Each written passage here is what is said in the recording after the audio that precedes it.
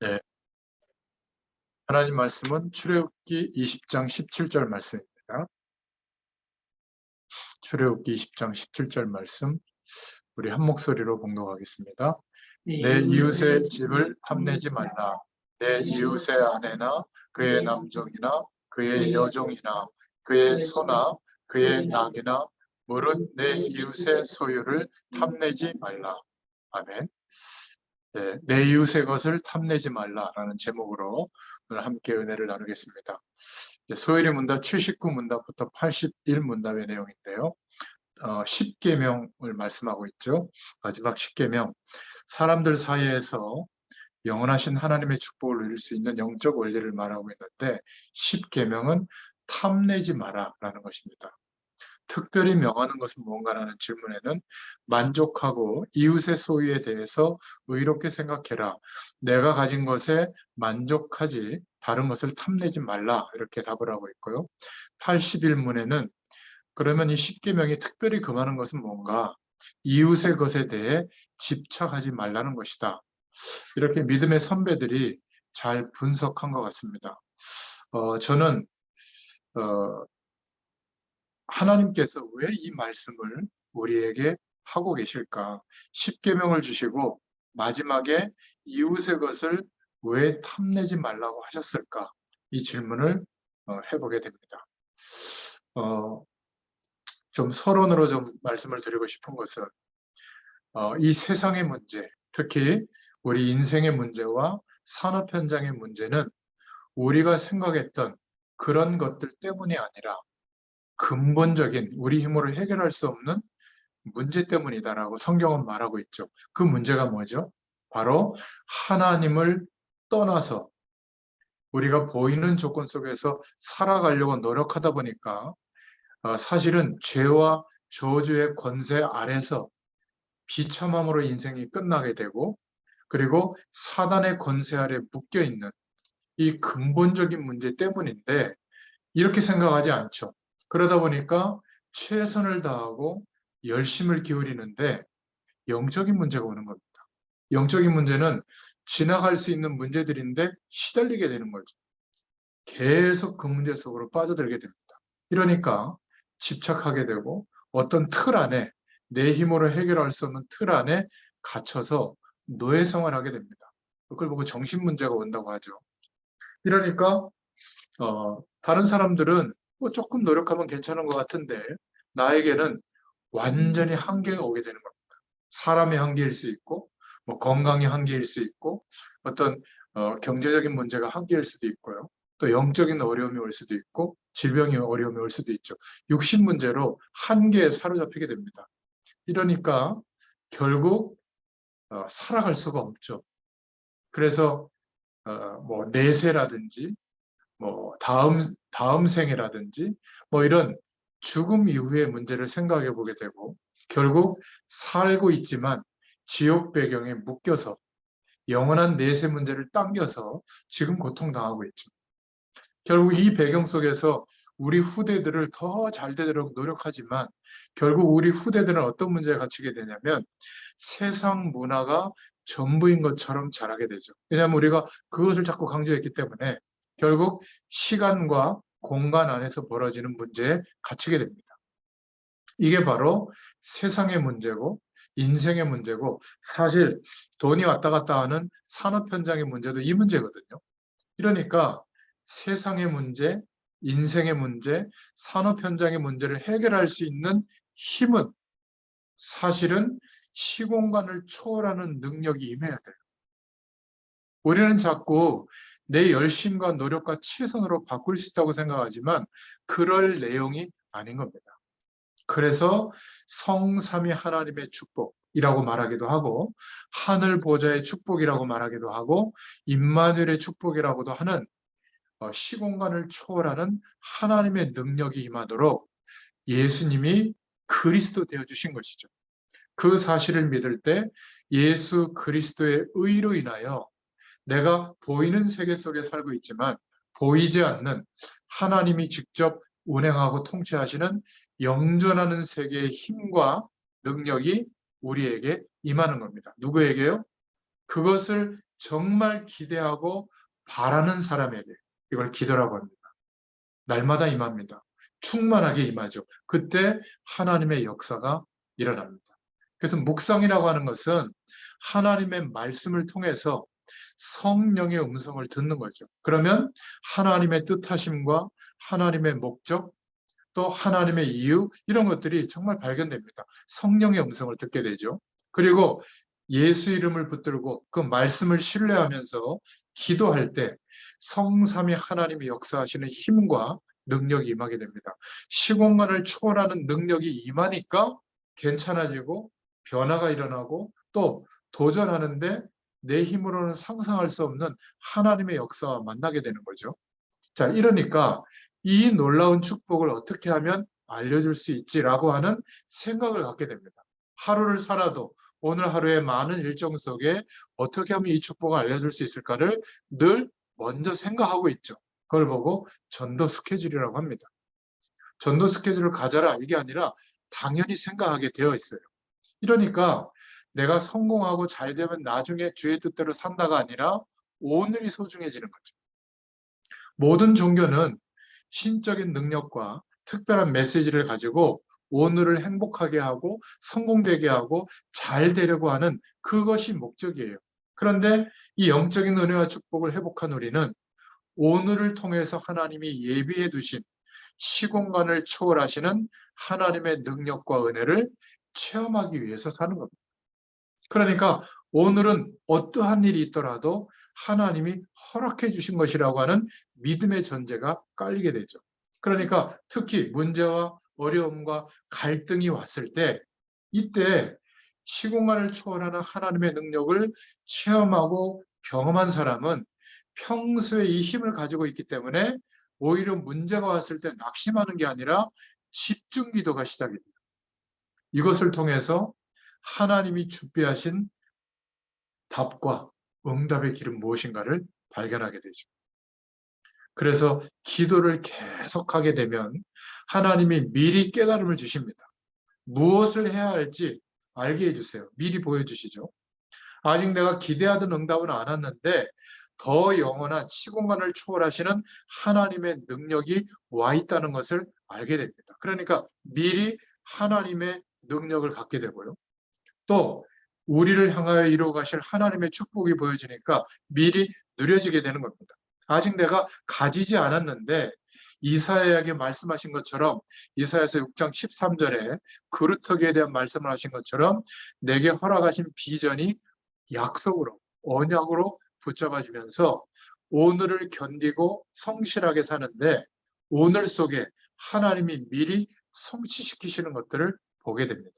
그러니까 그것들이 모여져서 연결되어져서 하나님이 인도하시는 영광을 드러내시는 작품으로 우리 인생을 역사해 주실 줄로 믿습니다.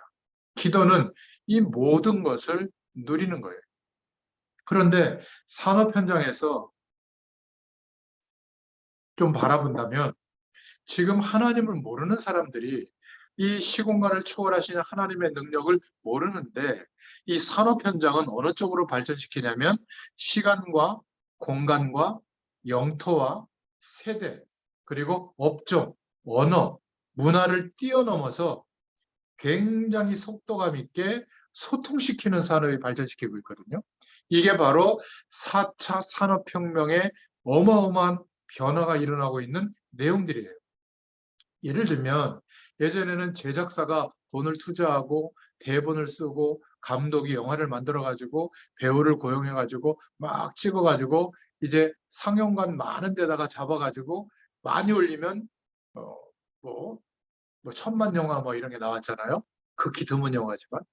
근데 지금은 그렇게 시간과 공간의 제약을 받는 시대가 아니라 산업을 발전시켜서 극장도 없고 그리고 그 제작사에서 좌지우지하는 것도 아니라 그냥 돈을 투자해요.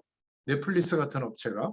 그리고는 인터넷망 안에 극장을 다 마련해서 예전에는 1000만 영화가 나오려면 우리나라에서 대단한 상영관을 확보해가지고 틀어야 되는데 이제는 그럴 필요가 없어요. 그냥 극장에서는 그냥 뭐 조금 상영해도 되고 아예 극장에 안 올려도 되고 오히려 그냥 넷플릭스라고 하는 OTT 영상관에서 인터넷 안에서 한 100만 명 정도만 우리나라에서 보면 돼요. 딴 나라에서 100만 명, 딴 나라에서 100만 명, 한 10개 나라만 거치면 1000만 영화가 금방 나오는 겁니다. 아, 이럴 수가 있나요? 그러니까 너도 나도 이제는 극장 제작사가 아니라 이제는 가상의 공간에 영화관을 만들어 놓고 24시간 그리고 번역이라든지 이런 것들을 통해서 그 나라의 정서에 맞게 볼 수 있도록 만들어 놓으니까 지극히 한국적인 영화인데 세계와 소통하는 겁니다. 이런 시대가 돼버린 거예요.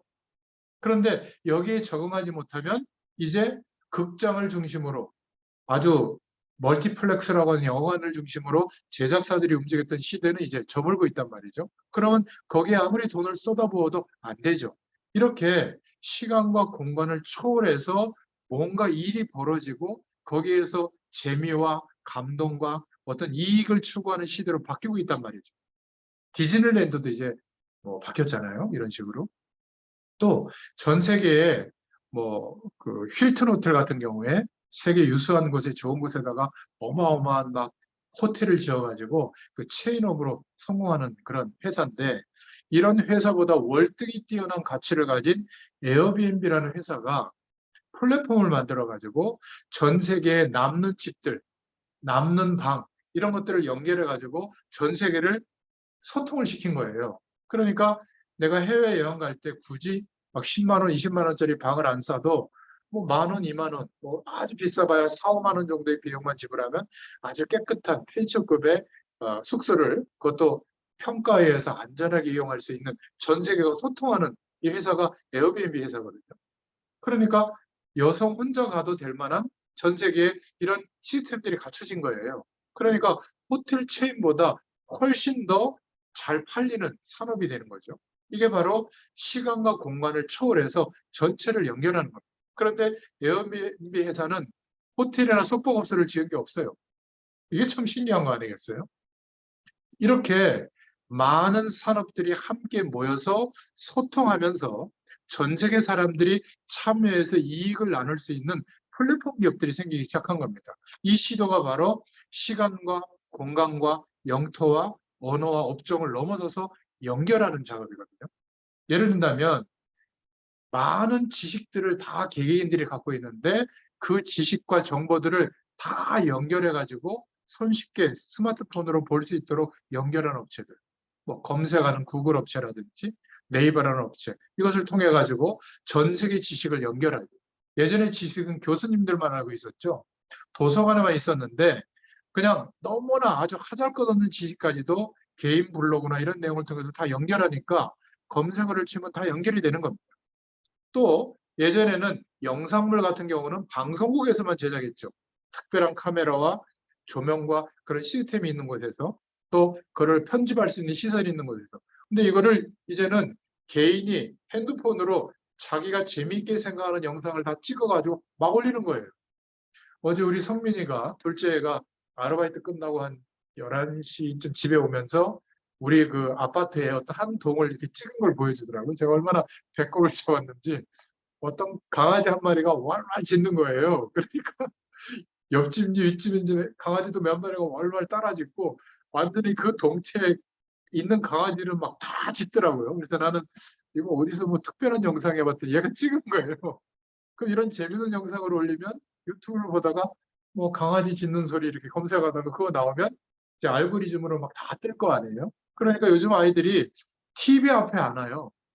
뭐 유튜브나 뭐 인스타그램이나 뭐 그런 걸 보면서 재미있는 그 영상이 길면 또 안 보잖아요. 뭐 1분, 뭐 30초 이런 영상을 보면서 낄낄거리고 그냥 시간을 보낼 수 있는 그 재미있는 영상들이 너무 많은 거예요. 이것도 전 세계에서 다 올리는 거예요. 방송국이 이기겠어요? 못 이깁니다. 드라마보다 더 재밌는 영상들이 많으니까. 또 그런 걸 가지고 돈을 벌 수 있게 만들어 놓으니까. 그 유튜브라고 하는 이 생태계가 어마어마한 발전을 가져온 거죠. 그러니까 영상을 누구나 만들어서 올리고 공유할 수 있도록. 또 쇼핑도 예전에는 백화점처럼 쇼핑센터에 물건을 많이 지내놓고 카트 밀고 가서 이렇게 다 했는데 이제는 그냥 뭐 쿠팡이라든지 뭐 아마존 같은 데 들어가서 내가 필요한 물건 단어만 검색하면 거기에 관련된 상품과 업체들이 다 뜬단 말이에요. 그리고 어디에서 더 가격을 싸게 해주는지, 그리고 어디에서 더 빨리 배송해 주는지 이거를 아니까 굳이 이제는 영업점에 가지 않고 새벽이면 신선식품까지 다 배달이 되니까 거기서 이제 죽어나가는 근로자들도 있지만은 이렇게 이제는 물건을 생산하고 만드는 기업들도 연결이 되어져 가지고 시간과 공간과 영토를 넘어서서 이제 배송을 받기 시작한단 말이죠. 그러니까 소비자들이 너무 편하게 완전히 바뀌게 되는 거죠. 이 트렌드가, 산업의 구조가. 음악도 예전에는 음악회를 찾아가거나 콘서트장에 가야 되는데 이미 음질 좋은 음원들이 전 세계에 널려 있는데 이것을 다 사들여 가지고 이제 구독 서비스로 해주는 뭐 스포티파이라든지 멜론이라든지 이런 걸 들어보면 언제 어디서나 계속 신곡의 음악들까지도 옛날 음악까지도 다 들을 수 있도록 음악을 다 연결해 버린 거예요. 사진도 내가 찍은 사진을 누가 궁금해 하겠냐마는 재미있고 멋있는 사진은 전 세계에서 다 봐주거든요. 서로 소통이 되는 인스타그램 같은 거. 이러니까 모든 산업이 시간과 공간 안에 제약을 받았었는데 지금 이게 마귀의 짓인지 하나님의 역사인지는 모르겠는데 시공간을 초월하는 시도와 도전을 하고 있고 그 방향으로 가는 업체들은 처음 가는 업체들은 전 세계를 거의 선점하는 데까지 가게 돼요. 여러분 이 눈을 떠야 됩니다. 결국 여기에 방향을 맞추지 않으면 결국은 그냥 노동하는 예전에 막노동 공사판에서 노동하는 것만 노동이 아니라 나는 열심히 일하고 버는데 그것을 연결해주는 기업들이 이익을 거의 가져가는 그런 시대로 바뀌게 된 겁니다. 하나님이 허락하시는 시공간을 초월하는 능력을 힘입으면 안식이 오고 감사가 있고 만족이 있고 치유가 되고 회복이 되는데 지금 세상이 만들어 놓은 배후의 역사는 사단의 세력이 장악하고 있는 세상의 문화는 여전히 시간과 공간을 초월하는 시도와 도전을 하고 그 내용을 통해서 사람들에게 이익과 만족을 주는데 이것은 영적으로 피폐해집니다.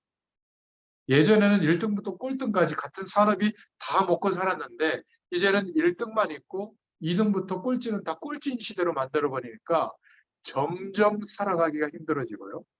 열심히 노력하는데 이익은 자꾸 줄어들고 또 최선을 다하고 이렇게 즐길 거리가 많은데 사실은 영적으로 하나님이 주시는 은혜를 누릴 수 있는 시간은 점점 줄어드는 그러니까 영적 문제가 심각해지는 시대가 오게 된 거예요. 이때 십계명을 우리가 어떻게 볼 것인가? 옛날 광야 생활할 때 주신 하나님의 말씀이 아니라 오히려 하나님과의 교제 속에서 누릴 수 있는 예비하신 영원한 축복과 사람들 사이에서 세상 속에서 누릴 수 있는 하나님의 예비하신 영원한 축복을 어떻게 누릴 수 있느냐에 대해서 영적 원리를 말씀하고 있다. 저는 이렇게 봅니다. 그래서 마지막에 왜 이웃의 것을 탐내지 말라고 하셨을까? 오늘 본론으로 보자면요. 첫 번째로 당시 상황을 세 가지로 볼 수 있는데 출애굽기 3장 1절부터 8절에 보면 오래된 타국 생활을 하고 있었고 오래된 노예 생활을 하고 있었고 그리고 나서 아주 혼란스러운 광야 생활을 하게 됐죠. 이때 주신 말씀입니다. 당연히 필요하고 중요한 말씀이죠. 그럼 이렇게 한번 비유를 해볼게요. 공산주의는 굉장히 강했습니다. 오히려 민주사회보다 자본주의 사회라고 하죠. 자본주의 사회. 자본주의 사회보다 훨씬 공산주의가 사람들에게 추앙을 받았는데 망할 수밖에 없는 이유가 뭐냐면 법적으로 내 것과 너의 것이 없어요. 같이 생산해서 같이 소유를 분배하는 구조니까. 그러다 보니까 농사 지을 때 같이 지어요. 태풍 불면 아무도 밭에 안 나갑니다. 왜? 내 게 아닌데. 그죠? 그리고 내 것이 아니다 보니까 도둑질이라는 형성이 안 돼요. 내 것과 내 것이 있을 때 도둑질이 형성이 되지 않겠어요? 근데 뭐 그냥 공산주의를 오래 한 나라 보면 도둑질을 하고 있는데 아무런 죄책감 없이 합니다. 왜? 네 것도 아니고 내 것도 아닌데. 이렇게 생각하는 거죠. 예를 들어서 오래된 타국 생활, 노예 생활. 예전에 우리가 그 일제시대 때도 보면 뭐 다 뺏겼잖아요. 우리 게 없다 보니까 그렇게 거지근성 얻어먹고 훔쳐먹고 남의 것 탐하는 것이 그렇게 많이 이렇게 번질 수밖에 없었는데 결국 내 것을 뺏기고 나니까 그런 일들이 많이 벌어졌죠. 그런데 사실은 어떤 문제가 생겼냐면 우리 것이 없다 보니까 다 뭐 뺏겼잖아요. 그러다 보니까 틈나는 대로 훔쳐먹기 시작한 거예요. 이게 다 망친 거죠. 이러다 보니까 사실은 지금도 우리 한국 사회에서 자꾸 부정직한 일들이 많이 일어나는 것이 이런 것에 대한 전제가 아닌가 생각합니다. 그런데 하나님의 음성은 뭐냐? 그래가지고 어떻게 세계복음을 하겠냐는 거예요. 이웃의 것을 탐내는 정도의 마음과 그릇을 가지고 어떻게 시공간을 초월하는 하나님의 능력으로 이 세상을, 현장을 치유하겠냐? 그 말입니다. 하나님이 우리에게 이 십계명에 대해서 말씀하시는 첫 번째 이유고요. 두 번째는 더 중요한 것은 함부로 도둑질을 하지 말라. 이렇게 말씀하시는 것은 영적 문제와 가장 잘 통하는 거기 때문에 그렇습니다. 창세기 3장이 왜 생겼냐면 하나님과의 언약을 신뢰하는 것보다 탐심이 들어온 겁니다. 사단이 제시한. 오히려 하나님과의 약속 속에서 누리는 것보다 더 좋은 것이 있지 않겠나? 하나님처럼 될 수 있고 눈이 밝아지고 선과 악을 알게 된다. 이것이 이제 들어오게 된 거죠. 이 탐심이 결국 사울왕의 마음에도 들어가서 시기심이 생긴 거 아니겠어요? 왕인데도 한낱 자기 밑에 부하인데도 다윗을 죽이려고 한 겁니다. 결국 영적인 것이지만 삶의 육신적인 시험으로 오게 되고요. 거짓을 허용하고 이웃의 것을 탐낼 때마다 어떤 상황이 되냐면 만족이라는 단어가 없습니다. 항상 상대적으로 열등한 상황에 놓이게 되는 거죠.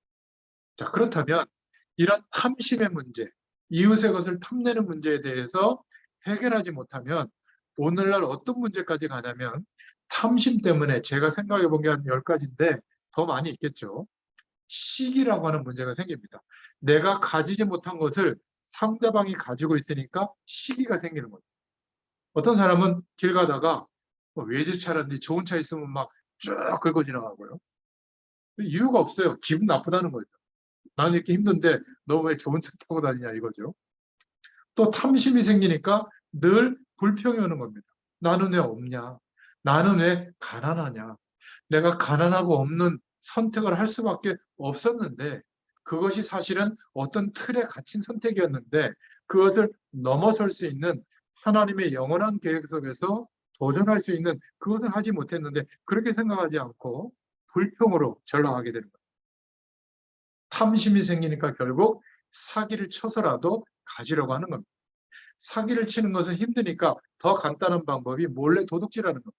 이게 전부 탐심에서 오기 시작한 거거든요. 그리고 자기가 맡은 일에서 권한이 생기면 횡령을 하기 시작하는 겁니다. 점점점 범죄적으로 가는 거예요. 그러다가 점점 양심이 사라지니까 강도짓을 하는 겁니다. 일부러 폭력을 행사해서라도 어떤 다른 사람의 것을 빼앗아오는 거죠. 그러다가 해결이 안 되면 살인을 해서라도 가지려고 하는 겁니다. 돈 욕심이 생기니까 아버지도 죽이고 아내도 죽이고 남편도 죽이고 신앙생활 잘 하다가도 돈 문제에 빠지면 굉장한 막 극단적인 성격으로 돌아버리죠. 이것은 영적 문제와 연결되어 있기 때문에 그렇습니다. 결국 그렇게 가까웠던 형제, 친척, 가족, 사랑하는 사람끼리 분쟁이 일어나게 됩니다. 결국 탐심이 극에 달하면 한 방에 끝내려고 선택하는 게 도박이죠. 거기다가 조직을 갖춰놓고 유령 회사를 세워서 조직적으로 상대방이 망하는 줄 알면서도 사기를 치기 시작합니다. 이렇게까지 인생이 발전해 나가죠. 그래서 더 문제는 창세기 24장에 미래가 문제가 오는 겁니다. 시편 1편에 이렇게 말하고 있잖아요. 복 있는 사람은 악인들의 꾀를 따르지 아니하며 죄인들의 길에 서지 아니하며 오만한 자들의 자리에 앉지 아니하고. 여러분, 하나님의 축복을 못 받으면 시공간을 초월하시는 하나님의 은혜와 능력이 실제가 아니면 이런 악인들의 길에 서서 밥을 얻어 먹어야 돼요. 이 비참해지는 겁니다. 하나님의 이 영원한 축복을 우리가 사실적으로 체험하고 누리지 못하면 이런 악인들의 자리, 그런 배경에서 우리 후대들을 키워야 돼요. 밀어넣는 거죠. 결국 요한일서 3장 8절에 마귀의 종로를 타게 됩니다. 더 문제는 미래죠. 그래서 십계명의 마지막 탐심이 심해져서 결국은 이웃의 것을 탐하게 되는 이런 문제에 영적 문제로 빠지게 됩니다. 전 세계는 영적 문제로 심각해져 있죠. 어떤 나라는 돈 100불에 살인 청부를 하고요. 어젠가 그저께 뉴스에 그렇게 발달한 미국 사회에 이제 성인의 나이가 되니까 총을 구입할 수가 있어서 막 연발 기관단총을 사가지고 초등학교에 들어가서 막 다 난사하고 말이죠. 뭔가 악에 바친 거죠. 너무 안타까운 겁니다. 돈을 뺏으려고 아이를 죽이고 아이 가진 여자의 배를 찌르고 이런 사건도 너무 많아요. 제가 볼 때 한국의 법이 너무 약합니다. 별거 아닌 것은 작게 벌을 하더라도 여성이나 아이를 살해하거나 괴롭히는 것은 최소한 사회에서 격리해버려야 돼요. 저는 그렇게 생각합니다. 한 40년 이상은 살게 해야 되는데 너무나 쉽게 훈방해버리고 너무나 쉽게 작은 금액으로 벌금형을 때리니까 나와서 또 똑같은 대상에게 똑같은 짓을 하잖아요. 그런 상처받은 여성과 우리 아이들이 가족폭력으로 얼마나 시달리는지 몰라요. 너무 안타깝죠. 우리는 기도해야 될 줄로 믿습니다. 앞으로 자주 국방을 말하지만 테러는 언제든지 일어납니다. 그리고 전쟁은 언제든지 일어날 가능성이 있잖아요. 21세기도 이렇게 전쟁을 일으키지 않습니까?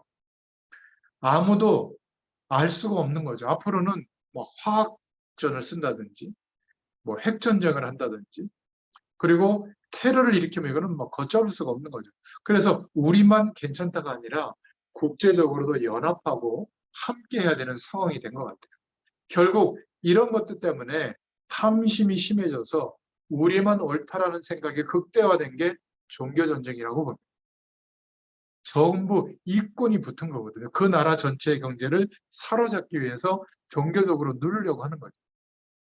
그래서 오늘 결론으로 오늘 말씀을 생각해 보면 믿음의 사람인 우리부터 바르게 해야 될 줄로 믿습니다. 작은 탐심부터 버려야 한다. 중요합니다. 그리고 물질 거래에 깨끗해야 한다. 물질 거래를 작게 해라 하지 마라 그 말이 아니라 정당하게 세금 낼 거 내고 그리고 정당하게 이 정도 거래를 했기 때문에 이 정도 이윤을 얻고 또 그것에 대해서 혜택을 베풀고 이게 이제 깨끗한 거죠. 아닌 것처럼 나만 이익을 독차지하는 거 이런 거는 문제가 있는 거죠. 물질 거래를 이상하게 하면 당장 속여서 나는 괜찮을 것 같은데 시간이 지나면 내 주변의 사람들이 다 알죠. 하나님 그러면 다들 그렇게 사는데 정직하게 살면 세금 낼 거 다 내고 우리가 어떻게 먹고 살 수 있겠습니까? 그래서 우리는 그냥 살면 안 돼요. 하나님의 뜻대로 살려면 하나님이 주시는 힘과 세상 이치와 배경도 갖춰야죠. 특별한 능력을 갖춰야 됩니다. 저는 그래서 청년들에게 늘 말하거든요. 능력을 키워라. 사장이 돈을 주는 것, 그것이 사장이 나에게 월급을 주는데 미안할 정도로 일을 확실하게 해라. 일하는 거 그렇게 어렵지 않거든요. 최선을 다해도 안 된다면 그건 할 수 없지만 대부분 최선을 다하지 않는 것 같아요. 광주에 어떤 제가 뉴스상에서 봤는데 옷을 파는 점원이 한 달에 1,500만 원 월급을 받는데요. 이 사람에게 단골 고객만 어마어마하다는 겁니다. 매출이. 왜냐하면 그 사람의 취향, 트렌드, 좋아하는 걸 다 외워가지고 이미 그 사람이 오면 맞는 거를 추천해 주는데 거의 100% 흡족한 결과가 온다고 그래요. 그러니까 단골 고객이 그 한 층 전체에 있는 판매고보다 이 판매원이 파는 매출액이 더 크다는 거예요. 그럴 수 있을 것 같아요. 제가 보니까. 아마 굉장한 노력을 하겠죠. 그러니까 이 정도 우리가 실력을 키우지 못하면 하나님이 축복하셔도 그거를 담을 수 있는 그릇이 안 될 것 같아요. 그리고 하나님이 축복하시면 물질을 제대로 사용할 수 있어야 될 줄로 믿습니다. 실력을 키우고 저는 청년들에게 또 전문인들에게 말합니다. 실력을 키우자. 하나님 주신 힘을 가지고 그리고 깨끗하게 돈을 쓸 수 있도록 능력을 키우자. 제대로 사용할 수 있는 그러한 공부도 해라. 우리가 욕심을 막 가질 필요가 없는데 어떤 사람은 돈 때문에 사람을 죽이기도 하잖아요. 우리는 하나님의 뜻과 계획을 붙잡고 하나님의 큰 축복을 받아서 이런 경제 문제, 세상의 문제에 사로잡혀 있는 사람들을 해결하고 도와줄 수 있을 정도의 축복을 받을 수 있기를 예수님의 이름으로 축원드립니다. 조금 말씀을 정리하자면 5월 29일 날 중직자 대학원 메시지 거기에서 나온 내용인데요. 중직자들, 사람들이 놓치지 말아야 할 최고의 기회는 하나님이 필요로 하실 때 헌신할 수 있는 것이다. 이렇게 저는 기도 제목을 붙여봤습니다. 나의 업에, 나의 하는 일에 하나님의 오직의 축복, 유일성의 축복, 재창조의 응답을 받아야 될 줄로 믿습니다. 우리가 하는 일에 오직 유일성, 재창조의 하나님의 응답을 받으려면 어떻게 해야 될까요? 세 가지 시간을 꼭 가지시길 바랍니다. 하나님을 향하여 집중하는 시간. 그리고 나의 모든 산업의 구조가, 나의 삶이 변화받는, 영적으로 육신적으로 변화받는 시간을 가지시길 바라고, 그리고 오늘 하루가 소중하게 사라져서 그것이 합쳐져서 하나님 앞에 마지막 작품을 만드는 시간을 꼭 갖기를 바랍니다. 우리는 단순히 이윤을 추구하는 일이 아니라 하나님의 작품을 남기기 위해서 하루를 소중하게 인도받는다. 그러면 중직자가 이 세 가지 시간을 가지면 이때 참 행복과 힘을 얻게 되고 하나님이 예비하신 빛의 경제가 연결되고요. 후대 앞에 다른 것이 아니라 복음의 발자취를 남기게 될 줄로 믿습니다. 여러분, 한번 질문해 보신 적이 있나요? 나는 왜 이 일을 하고 있는가? 하나님, 나는 왜 이 일을 해야 됩니까? 하나님, 저는 왜 목회자로 인도받아야 됩니까? 어떤 목회자가 돼야 됩니까? 저는 30년 가까이 이 질문을 했거든요. 매일매일 깨닫게 해주셨어요. 그러면 하나님이 알게 하시는, 나에게 허락하신, 이 일을 허락하신 하나님의 절대 계획을 깨닫게 됩니다. 하나님이 알게 하세요. 그러면 내가 그것을 하나님이 주신 약속으로 붙잡으면 하나님의 절대 언약이 됩니다. 그러면 매일매일의 삶이 하나님이 인도하시는 절대 여정으로 응답이 되게 되어 있어요. 이런 축복을 저와 여러분에게 허락하실 줄로 믿습니다. 그래서 28일 산업선교 메시지는 시공간을 초월하는 하나님의 응답을 받으라. 그리고 혼자 있을 때 이 축복을 누리면 현장에서 응답받고 일과 사건에 하나님이신 답을 얻게 된다. 핵심 메시지죠.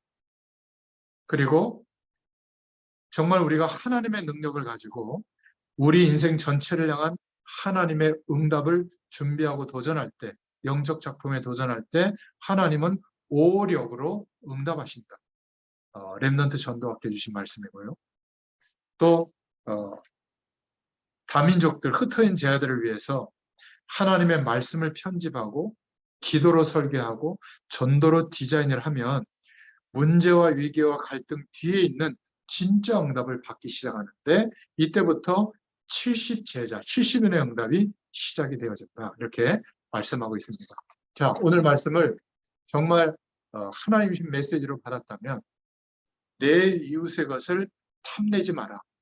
우리가 내 이웃의 것을, 우리 자신이 이웃의 것을 탐낼 정도로 우리의 삶이 무너져 있다면, 무언가에 붙들려 있다면 시공간을 초월하는 하나님의 능력이 체험이 안 되고 있다는 반증이기도 합니다. 늦지 않았습니다. 오늘 이 시간부터라도 정말 소중한 시간을 할애해서 지금 세상의 기업도 시간과 공간과 영토를 초월해서 뭔가 중요한 이윤들을 남기기 위해서 산업을 발전시키고 있다면 우리가 기도해야 될 내용도 눈에 보이는 조건만이 아니라 이 시공간을 초월하는 곳에서 문제가 시작되고 있고 영적 문제가 극대화되고 있다면 결국 이 문제들을 치유할 수 있는 답은 시공간을 초월하는 성삼위 하나님의 능력이 아니고는 불가능할 줄로 믿습니다. 그래서 우리의 달란트, 우리의 그릇이 작아도 돼요. 왜죠? 우리는 완전하신 예수 그리스도의 능력을 의지하는 거예요. 우리가 대단하게 여길수록 대단한 나의 것을 드러내려고 하겠죠. 그러나 여전히 우리가 얼마나 부족한지를 안다면, 그러나 우리의 신분과 정체성을 하나님의 계획 가운데 회복시켜 주는 것을 안다면 의지할 분은 그리스도밖에 없는 줄로 믿습니다. 시공간을 초월하시는 하나님의 능력이 임하면 될 줄로 믿습니다. 이것은 어떤 신비주의에서 말하는 그런 영적 현상을 말하는 게 아니에요. 하나님께서 무엇 때문에 변화되어지는지를 아시기 때문에 우리에게 약속하신 축복입니다. 오늘 말씀을 기억하시면서 또 한 주일 동안 승리하시기를 예수님의 이름으로 축원드립니다. 하나님 참 감사합니다. 눈에 보이는 조건을 기대하며 하나님을 바라봤던 저희들에게 이제는 복음의 능력을 체험하고 누리게 하셔서 영전하시는 하나님 나라의 배경이 우리의 실제가 되고 우리의 기업이 되도록 또 우리의 믿음의 근거가 되며 구하는 내용이 되도록 하나님께서 역사해 주셔서 감사합니다. 우리의 어떤 것보다도 예수님이 그리스도 되어 주신 이 영적 사실 때문에 그 믿음을 가지고 예수님의 이름으로 기도할 때마다 하늘 배경으로 역사하시는 그 축복이 우리의 모든 산업 현장에 나타난 바 되어지도록 하나님께서 역사해 주실 줄 믿습니다. 하나님께서 또 한 주일도 이 축복의 증인된 삶을 살도록 인도하여 주시옵소서. 예수님의 이름으로 감사하며 기도드렸습니다. 아멘. 감사합니다. 감사합니다.